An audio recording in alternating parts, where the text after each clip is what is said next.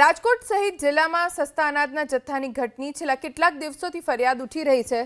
સસ્તા અનાજનો પૂરતો જથ્થો ન મળતો હોવાની ફરિયાદ પર પુરવઠા અધિકારી એબીપી અસ્મિતા સાથે વાત કરીને સ્પષ્ટતા કરી કે હાલ ઘઉં અને ચોખાનો પૂરતા પ્રમાણમાં જથ્થો આવ્યો છે, જ્યારે દાળ, ચણા સહિતની જણસનો જથ્થો 50% જેટલો આવ્યો છે।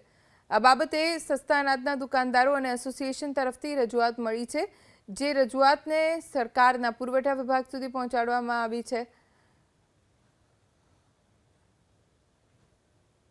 પુરવઠો નિયમિત રીતે પહોંચાડવામાં જ આવે છે અને તમામ સસ્તા અનાજની દુકાનદારોમાં અમારા જે ડીએસડીના કોન્ટ્રાક્ટરો છે એમના મારફત પુરવઠો પહોંચે જ છે। ઘઉં અને ચોખા 100% આપવામાં આવે છે અને એ પણ વિનામૂલ્યે।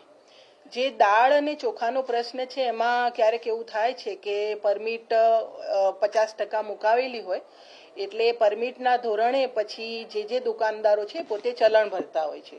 હવે જે દુકાનદાર ચલણ ભરે એ પ્રમાણે એમને પહેલાના ધોરણે એમને જથ્થો આપવામાં આવે છે।